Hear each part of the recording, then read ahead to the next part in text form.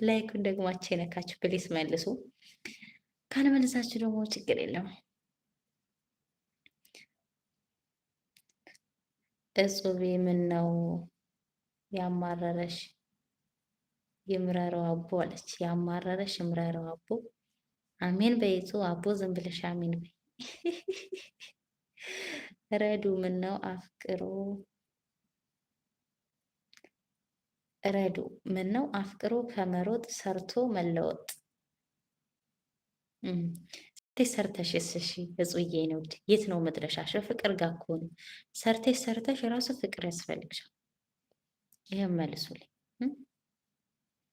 አየ ሞክሽዬ ለምን ለወንዶቹ አንጠይቃቸውም? ወንዶቹ መልሱ። ይህ ነውዬ መላኩ አምድ አላችኋ